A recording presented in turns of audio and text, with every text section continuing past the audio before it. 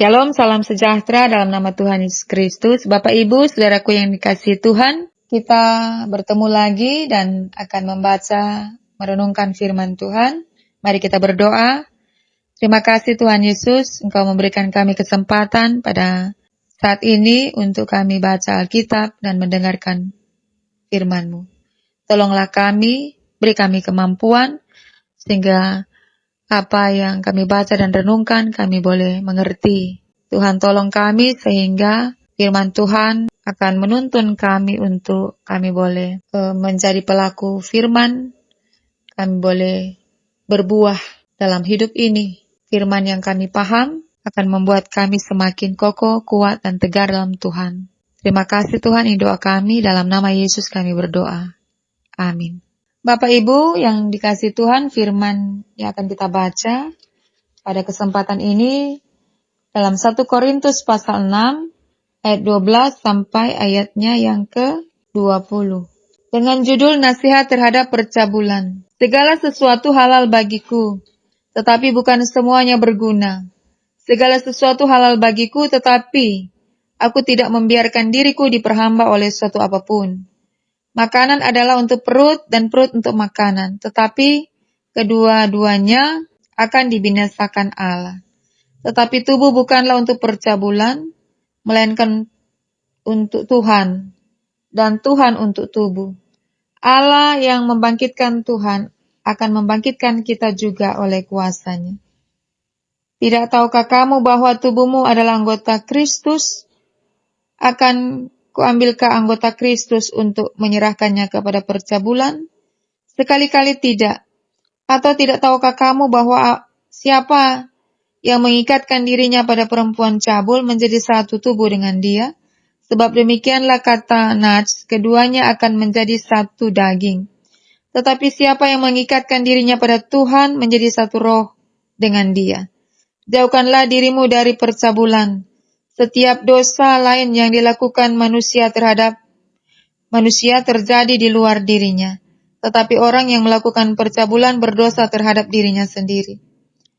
Atau tidak tahukah kamu bahwa tubuhmu adalah bait Roh Kudus yang diam di dalam kamu? Roh Kudus yang kamu peroleh dari Allah. Dan bahwa kamu bukan milik kamu sendiri. Sebab kamu telah dibeli dan harganya telah lunas dibayar. Karena itu muliakanlah Allah dengan tubuhmu. Demikianlah firman Tuhan. Tema minggu ini adalah muliakanlah Allah dengan tubuhmu. Tadi kita telah membaca 1 Korintus 6 ayat 12 sampai 20. Firman ini berjudul nasihat terhadap percabulan.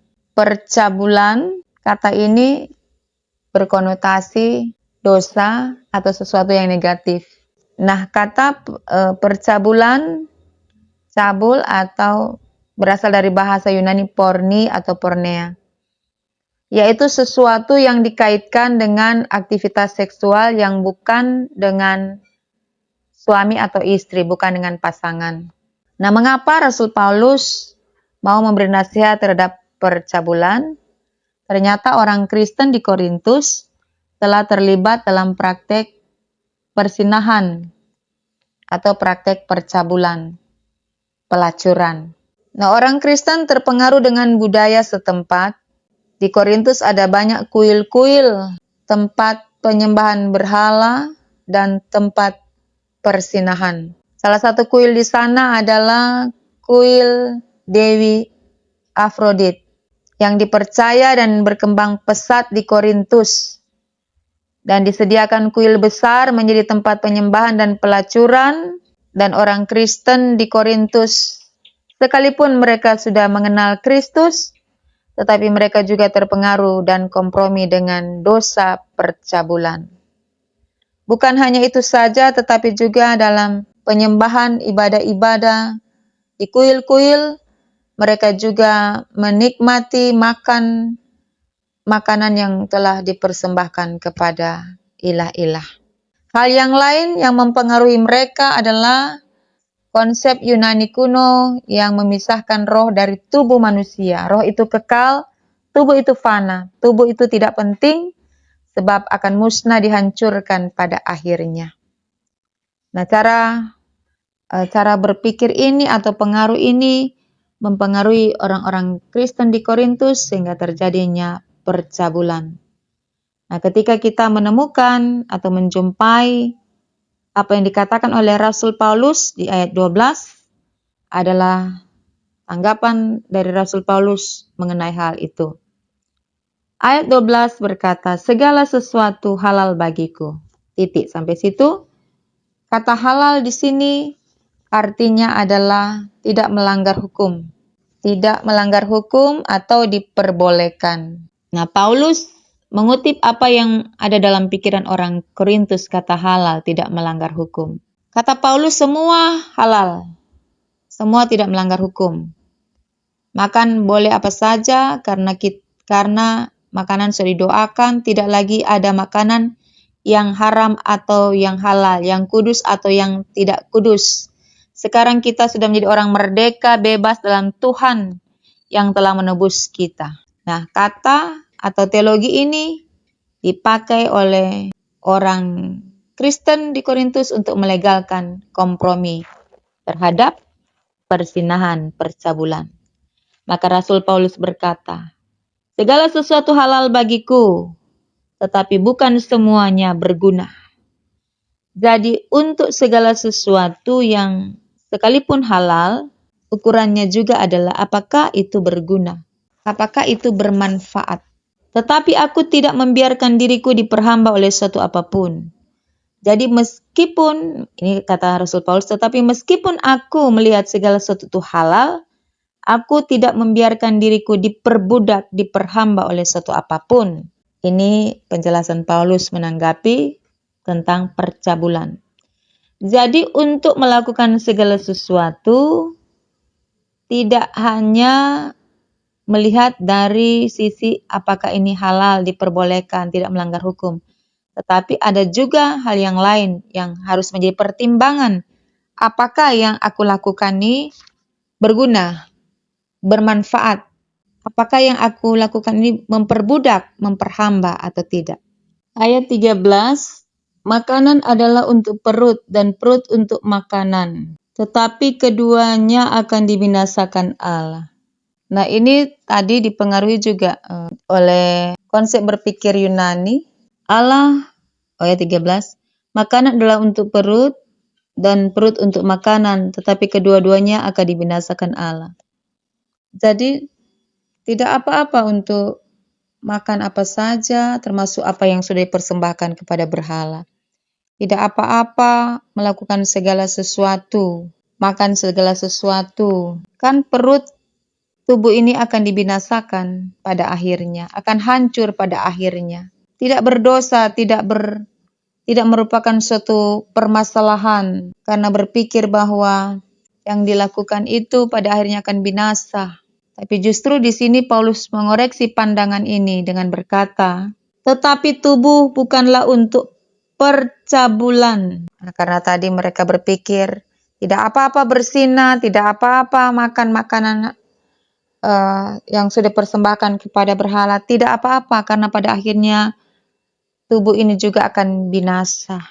Dan Paulus menanggapi, tetapi tubuh bukanlah untuk percabulan, melainkan untuk Tuhan, dan Tuhan untuk tubuh. Penjelasan di sini adalah bahwa tubuh ini, tubuh kita manusia, punya tujuan. Tubuh punya tujuan. Tujuannya adalah tubuh ini dipakai untuk memuliakan Tuhan. Walaupun nantinya tubuh ini akan hancur, tapi tubuh ini dipakai untuk memuliakan Tuhan. Ini penegasan Paulus, tanggapan Paulus. Tubuh punya masa depan. Ayat 14. Allah yang membangkitkan Tuhan akan membangkitkan kita juga oleh kuasanya. Jadi pada akhirnya tubuh juga akan mengalami kebangkitan. Maka kita mengerti ada firman Tuhan yang mengatakan kebangkitan tubuh. Tubuh akan mengalami kebangkitan. Tubuh punya masa depan, punya konotasi yang berkonotasi bahwa ke depan, karena Allah akan membangkitkan kita juga oleh kuasa-Nya. Ayat 15, tidak tahukah kamu bahwa tubuhmu adalah anggota Kristus?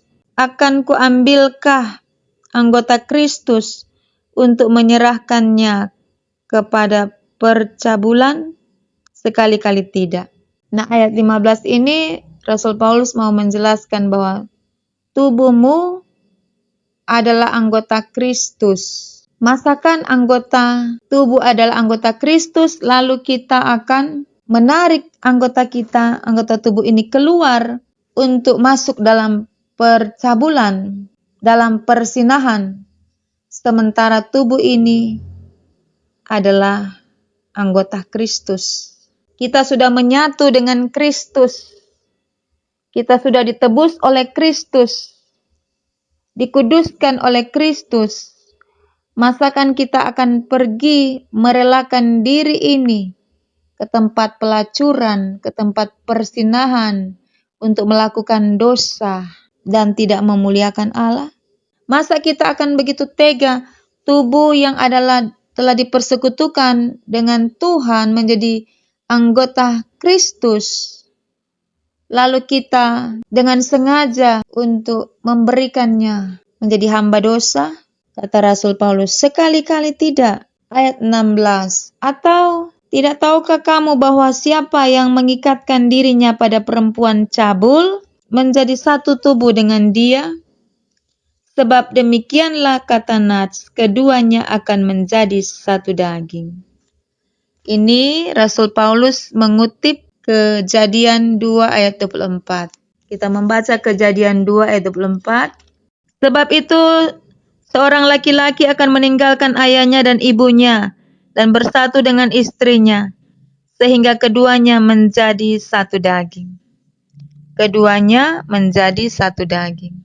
Paulus mengutip dari Kejadian 2 ayat 24, keduanya akan menjadi satu daging. Kejadian 2 ayat 24 ini dipakai oleh Allah untuk menjelaskan satu pernikahan yang kudus. Pernikahan yang kudus antara satu laki-laki dan satu orang perempuan yang dipanggil untuk masuk dalam pernikahan, dalam keintiman, dalam suatu hubungan yang khusus, yang spesial, diberkati dalam pernikahan. Nah, ketika kita membaca ayat 16, tidak tahukah kamu bahwa siapa yang mengikatkan dirinya pada perempuan cabul menjadi satu dengan dia? Artinya bahwa siapa yang tidak cabul mengikatkan diri dengan perempuan cabul, maka yang tidak cabul ini akan menjadi satu dengan perempuan cabul. Keduanya akan menjadi satu daging, karena telah mengikatkan diri dalam hubungan yang intim. Nah, Tuhan ingin adanya keintiman antara Allah dan manusia, antara Allah dan orang percaya. Tuhan Allah ingin ada kualitas untuk membangun relasi yang intim dengan Tuhan Allah. Dan Tuhan Allah tidak mau adanya keterpisahan antara Allah dengan manusia. Nah, menjadi satu daging adalah menunjukkan karakter keintiman. Bukankah juga Allah melihat kita sebagai mempelai perempuan, manusia yang percaya kepada Kristus mempelai perempuan, dan Allah adalah mempelai laki-laki?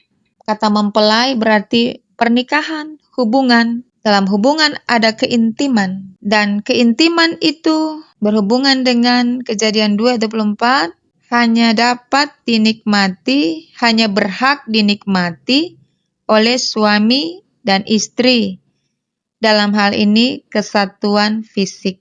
Keintiman yang sesungguhnya itu ada dalam pernikahan antara suami dan istri. Dengan bersinah, dengan berpikir cabul, dengan bersatu dengan yang bukan pasangan kita, itu kita hanya merusak hubungan kita dengan Kristus. Jadi kalau orang yang masuk dalam percabulan, berarti dia mengikatkan diri dengan perempuan cabul dan merusak hubungannya dengan Kristus. Tetapi juga sebagai seorang laki-laki, dia telah merusak kekudusan hidup suami istri, merusak kesucian hidup dalam pernikahan, dalam rumah tangga. Nah, itu penjelasannya. Ayat 17 kita baca, tetapi siapa yang mengikatkan dirinya pada Tuhan, menjadi satu roh dengan Dia. Memilih untuk mengikatkan diri dengan Tuhan, maka kita menjadi satu. Ini jawaban daripada Rasul Paulus. Kalau mengikatkan diri, laki-laki mengikatkan diri dengan perempuan cabul, dia menjadi satu dengan perempuan cabul itu. Tapi kalau mengikatkan diri dengan Tuhan, menjadi satu roh dengan Dia. Dengan siapa kita mengikatkan diri, kita akan menjadi terikat dengan orang itu atau dengan Tuhan. Kemudian ayatnya yang ke-18, jauhkanlah dirimu dari percabulan. Ini penegasan daripada Rasul Paulus untuk menjauhkan diri dari percabulan. Hindarilah, larilah, menjauhlah dari percabulan. Mengapa? Jauhkanlah dirimu dari percabulan. Setiap dosa lain yang dilakukan manusia terjadi di luar dirinya. Tetapi orang yang melakukan percabulan berdosa terhadap dirinya sendiri. Bapak, Ibu, Saudara yang dikasihi Tuhan, dorongan untuk melakukan kegiatan seks itu muncul dari dalam diri. Keinginan untuk berfantasi, memikirkan lawan jenis, itu sama dengan ia telah menajiskan dirinya.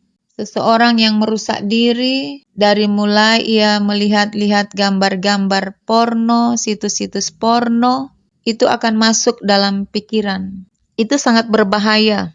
Dan sekalipun gambar-gambar porno atau video-video porno yang sekali ditonton, itu akan tersimpan dalam memori seseorang.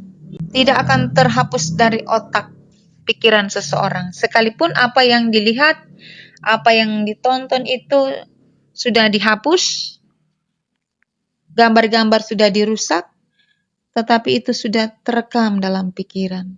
Dan itu akan mempengaruhi seseorang menajiskan dirinya. Sangat berbahaya karena akan merusak diri orang itu, merusak hubungan dengan keluarga, merusak hubungan dengan sesama, dan juga merusak hubungan dengan Tuhan. Perbuatan-perbuatan percabulan itu, walaupun mungkin tidak ada pasangan atau lawan, tetapi dengan fantasi yang ada dia telah merusak dirinya. Menikmati, dia dapat menikmati walaupun hanya dirinya sendiri. Tetapi orang yang melakukan percabulan berdosa terhadap dirinya sendiri. Dia menajiskan dirinya sendiri. Maka Rasul Paulus berkata, hindarilah, berusahalah untuk menjauhkan diri dari percabulan. Karena percabulan akan merusak dirinya sendiri. Ayat 19 berkata, atau tidak tahukah kamu bahwa tubuhmu adalah bait Roh Kudus yang diam di dalam kamu? Roh Kudus yang kamu peroleh dari Allah. Dan bahwa kamu bukan milik kamu sendiri. Ayat 19. Kalau kita membaca ayat 19 ini, maka kita juga bisa melihat pada 1 Korintus 3 ayat 16-17. Tidak tahukah kamu bahwa kamu adalah bait Allah dan bahwa Roh Allah diam di dalam kamu? Jika ada orang yang membinasakan bait Allah, maka Allah akan membinasakan dia. Sebab bait Allah adalah kudus dan bait Allah itu ialah kamu. Jadi kalau kita itu melakukan persinahan, percabulan, pelacuran, maka kita telah membinasakan atau merusak bait Allah. Kita telah menajiskan bait Allah. Kita telah menajiskan tempat kediaman Allah. Tubuh adalah bait Allah, bait Roh Kudus. Tubuh ini adalah tempat kita ketemu dengan Tuhan. Kita membawa tubuh ini bertemu dengan Tuhan di dalam penyembahan, dalam persekutuan, dalam pujian. Tubuh kita ini adalah tempat kediaman Roh Kudus. Tubuh kita adalah menjadi persembahan yang berkenan kepada Allah. Maka firman Tuhan dalam ayat 19. Tidak tahukah kamu bahwa tubuhmu adalah bait Roh Kudus dan yang diam di dalam kamu. Dan Roh Kudus itu yang datang dari Allah. Jadi barang siapa yang melacurkan dirinya, berarti ia tidak menghormati Allah yang ada di dalam tubuh kita. Tubuh kita tidak cuma menjadi tanah, tetapi akan ada kebangkitan tubuh. Seperti yang dijelaskan Rasul Paulus pada ayatnya yang keempat. Ayat 13-14, bukan ayat 4, ayat 13-14. Ada kebangkitan tubuh.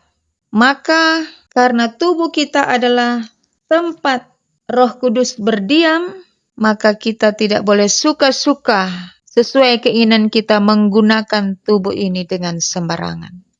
1 Korintus 3:16-17 berkata, barang siapa membinasakan bait Allah, Allah akan membinasakan dia. Berarti setiap orang harus menjaga tubuhnya dipakai sesuai dengan kehendak Allah. Sebab kamu telah dibeli dan harganya telah lunas dibayar. Karena itu muliakanlah Allah dengan tubuhmu. Ayat 20. Telah dibeli, dibayar lunas, bukan pakai uang, tapi pakai darah Yesus. Tubuh ini bukan milik kita lagi. Kita bukan milik kita sendiri. Kita adalah milik Kristus. Karena kita sudah ditebus, dikuduskan dan disucikan, jadi bukan milik kepunyaan kita sendiri. Karena Kristus telah membeli kita dan telah dibayar dengan lunas oleh darahnya. Maka tubuh ini, diri ini harus dipakai untuk memuliakan Tuhan Allah. Nah, Bapak, Ibu, Saudaraku yang dikasihi Tuhan, tema minggu ini, muliakanlah Allah dengan tubuhmu. Bagaimana caranya kita memuliakan Allah dengan tubuh kita? Yaitu, pertama, kita harus memahami bahwa Allah telah menebus kita dengan darahnya yang mahal, supaya kita menjadi orang yang dibebaskan, dilepaskan dari ikatan dosa, dimerdekakan. Maka kita tidak boleh salah menggunakan kemerdekaan itu untuk melakukan dosa lagi, untuk melakukan kesalahan. Kemerdekaan yang telah Tuhan berikan kepada kita melalui penebusannya adalah kemerdekaan yang memiliki batasan, yang harus diatur, tidak sembarangan, tidak semau-maunya. Yang kedua adalah, kenalilah bahwa dosa percabulan adalah sesuatu yang merusak hidup kita. Dosa apapun merusak hidup kita. Pada kesempatan ini, kita bicara tentang percabulan persinahan. Tidak ada dari siapapun yang melakukan percabulan persinahan yang akan menguntungkan dirinya. Justru akan sangat merugikan. Kita tidak akan pernah mendapatkan keuntungan dari melakukan dosa. Dosa percabulan. Barangkali kita berkata bahwa aku tidak melakukan persinahan, maka aku tidak berdosa. Aku tidak melakukan percabulan, maka aku tidak berdosa. Tapi mari kita lihat Matius 5 ayat 28 mengatakan, tetapi aku berkata kepadamu, setiap orang yang memandang perempuan serta menginginkannya sudah bersinar dengan dia di dalam hatinya. Jadi, perkataan Tuhan Yesus ini mau mengatakan bahwa sekalipun kita belum melakukan percabulan secara fisik, persinahan, tetapi kalau kita sudah memandang perempuan dan menginginkannya, itu sudah bersinar dalam hatinya. Baru memandang, baru menginginkan, belum melakukan persinahan, menurut Tuhan Yesus itu sudah bersinar dalam hati. Apalagi jika melakukan hubungan itu. Orang yang melakukan percabulan atau persinahan bisa dimasukkan ke dalam penjara. Tetapi orang yang memikirkan, menginginkan perempuan baru sampai di pikiran, tidak mungkin akan dipenjarakan. Tetapi Yesus melihat lebih dalam lagi, bahwa dengan memiliki keinginan, memandang, menginginkan seorang perempuan, itu sudah bersinar. Pengajaran Tuhan Yesus yang begitu dalam, yang juga menjadi satu pelajaran dan tanda awas buat kita. Nah, Bapak Ibu Saudaraku yang kekasih dalam Tuhan, tentang percabulan di dalamnya adalah tidak adanya pengendalian diri dari seseorang. Dan percabulan, persinahan dapat dilakukan oleh siapa saja, baik itu orang muda maupun orang tua. Dengan kemajuan teknologi yang sangat terbuka sekarang ini, mempermudah kita untuk melakukan hal-hal yang bisa menolong kita dengan kemajuan teknologi. Tetapi tidak menutup kemungkinan juga bahwa menjadi peluang untuk tidak terelakkan perbuatan-perbuatan seperti percabulan, persinahan. Sehingga memberi pesan kepada kita, kitalah juga yang harus bijaksana untuk menggunakan teknologi, handphone, menggunakan media sosial, karena itu sangat berbahaya kalau kita tidak bijaksana menggunakannya. Akan membawa orang pada kejatuhan, karena kita akan melihat semua secara terbuka dan berbahaya.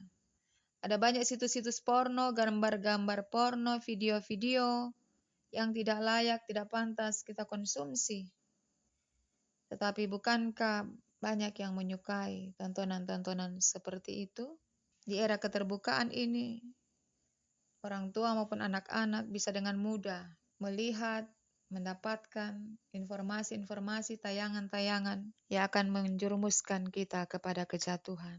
Dari mulai kita melihat dengan mata, mendengar dengan telinga, bahkan kita menyimpan dalam pikiran, kita menggunakan kaki untuk berjalan, mulut untuk berbicara, menggunakan semua anggota tubuh kita, akan ada pada hal-hal yang tidak benar, tidak baik, hal-hal yang berdosa.